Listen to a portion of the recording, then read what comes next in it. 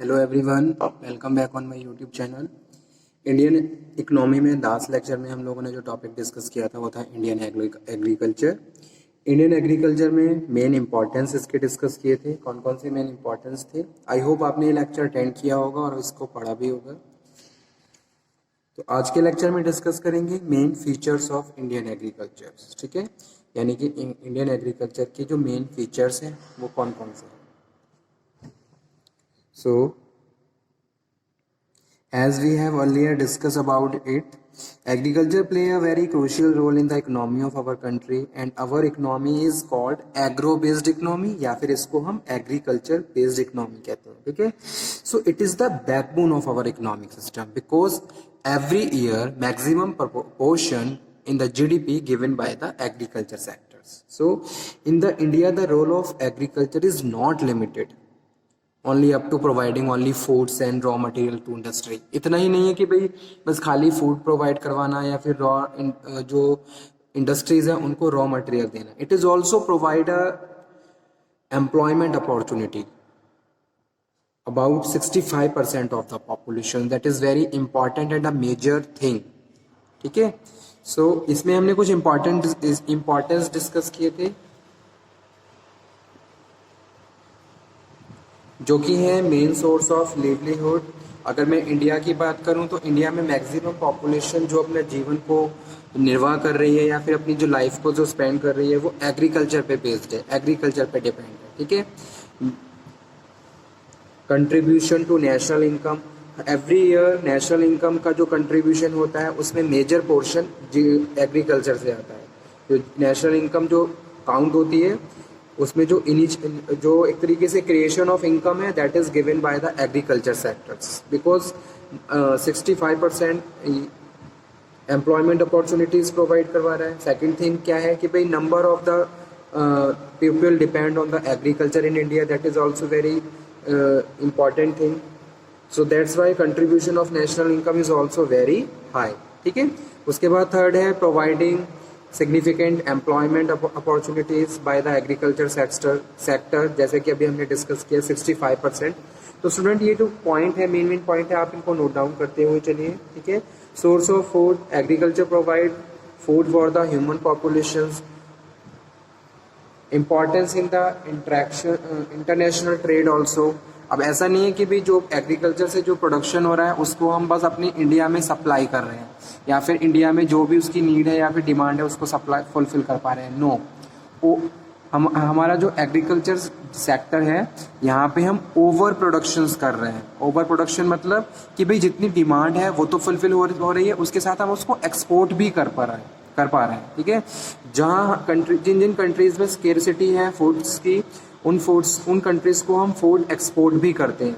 So that is also very important thing because agriculture also contribute in the international business also. ठीक है, and increase the economy and grow the economy of our country.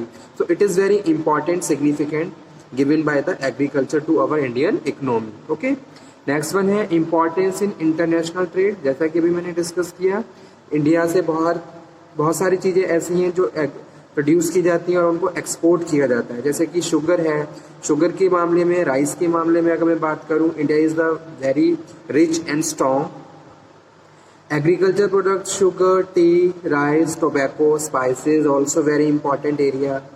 तो इन सब चीज़ों को export करते हैं तो हमारा फॉरेन ट्रेड भी बढ़ रहा है, इन्वेस्टमेंट बढ़ रहा है। ठीक है, sources of raw material for secondary sector. Secondary sector की अगर मैं बात करूं, जैसे कि कंट्रीज में सेकेंडरी सेक्टर की बात करें कि भाई जो इंडस्ट्रीज हैं तो उनको, जैसे कि कॉटन इंडस्ट्रीज है, जूट्स टेक्सटाइल्स हैं, शुगर है, टोबैको है, these industries are totally dependent on agriculture.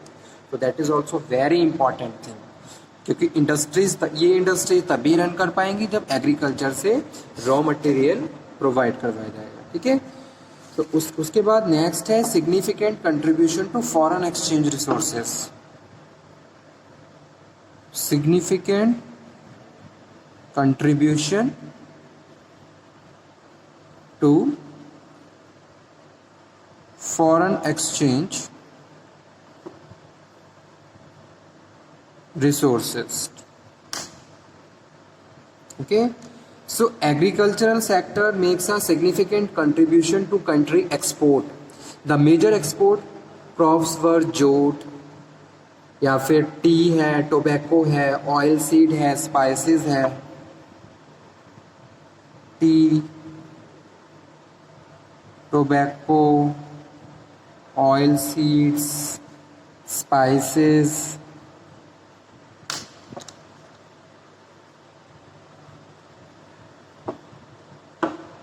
raw cotton and coffee.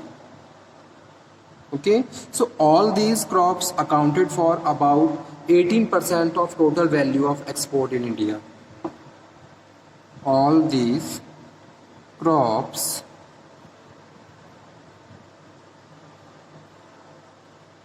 accounted for about 18% of total value of export in India. ठीक है, so this showed that agriculture products still continue to be significant source of bringing foreign exchange. Okay, तो इससे foreign exchange हम और ज़्यादा contribute कर सकते हैं. ठीक है, उसके बाद नेक्स्ट जो इम्पॉर्टेंस है वो है overall economic development. Overall economic development. ठीक है, in the course of economic development agriculture employees majority of people. Agriculture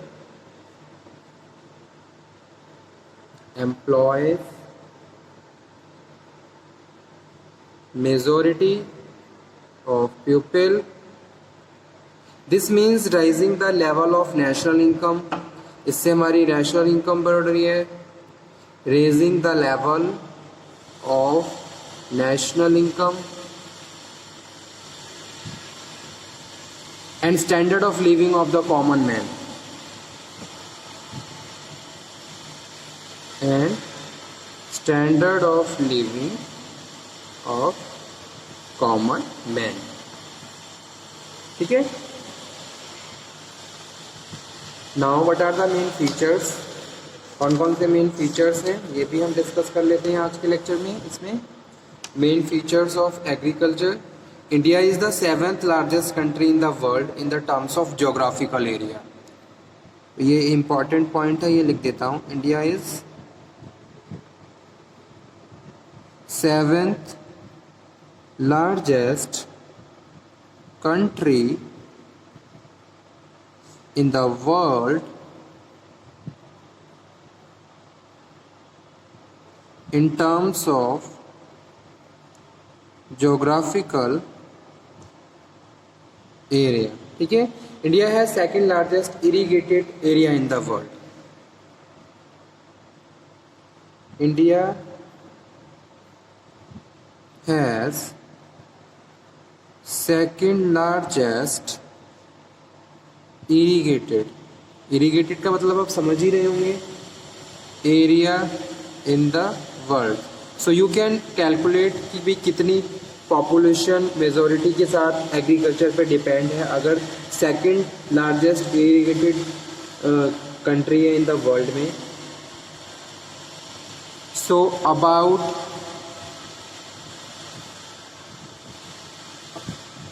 55 से लेके 60% of total population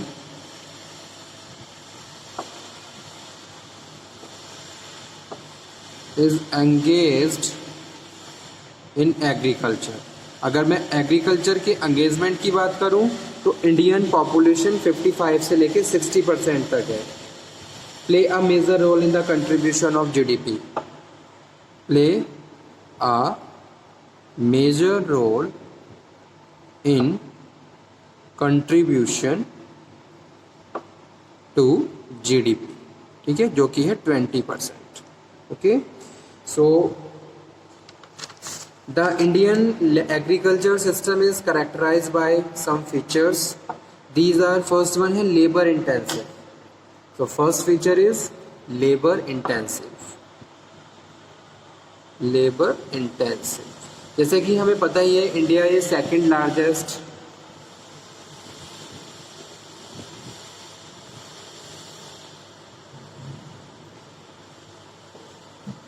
India is second highly populated country in the world. So Indian agriculture system is still labor intensive after more than 60 years of the independence. The situation is quite different in the developed country, जैसे कि US है, UK है, France है, लेकिन India आज भी क्या है, लेबर इंटेंसिव है. लेबर पोर्शन इंडिया में बहुत ज़्यादा है. ठीक है, अगर मैं बात करूँ लेबर की, there is a highly proportion in the India as a labour. In developed country, agriculture method has shifted from the labor intensive to the capital intensive. जो डेवलप कंट्री है वहाँ पे जो एग्रीकल्चर मेथड है वो change हो गया है, क्योंकि वहाँ पे मॉडर्नाइजेशंस हो गए हैं एग्रीकल्चर में. एग्रीकल्चर में भी अपग्रेडेशंस हो गए हैं, न्यू मशीन्स के थ्रू वो एग्रीकल्चर कर रहे हैं. So this infusion of capital in the agriculture sector has made more productive. तो वहाँ पे प्रोडक्टिविटी और ज़्यादा बढ़ी. ठीक है, लेकिन मैं इंडिया की बात करूँ तो इंडिया में आज भी एक ट्रेडिशन जो है वही है कि भाई लेबर इंटेंसिव. लोग क्या कर रहे हैं, अपने अगर एक फैमिली में 10 लोग हैं तो 10 के 10 लोग पहले क्या होता था, एग्रीकल्चर में इन्वॉल्व रहते थे. ठीक है, तो एक तरीके से लेबर इंटेंसिव सिचुएशन आज भी है. So where agriculture practice in India is still dependent on the oldest traditional practices such as use of ox or ploughing the field and use of traditional seeds rather than the hybrid variety of seeds. So it is important feature, first one. Second one है traditional method of farming. Traditional method of farming. Okay, so agricultural practices in India is still based on the traditional practices. जो पुरानी जो practices थी उसी के हिसाब से चल रही हैं. ठीक है, as such most of the farmers still don't use the hybrid variety seeds. वो अभी भी क्या कर रहे हैं, हाइब्रिड वैरायटी सीड्स को यूज़ नहीं कर रहे हैं, वही ट्रेडिशनल सीड्स को यूज़ कर रहे हैं और ऑक्सेस को यूज़ कर रहे हैं at the place of tractors. In most of the places this practice has follow in India. This leads to the low productivity. इससे क्या हो रही है, प्रोडक्टिविटी लो हो रही है of the crop, as most of the farmer in India have small and landing holdings, so they can afford new tool and the technologies for the agriculture purpose.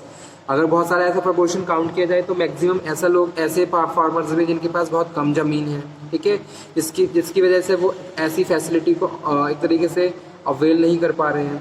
So because of their limited income from the small land holdings. So this is second features of Indian agriculture, traditional method of farming. ठीक है, इसी lecture को मैं कल भी continue करूंगा. तब तक आप इतना पढ़िए, समझिए. Stay healthy, stay motivated also. Thank you very much.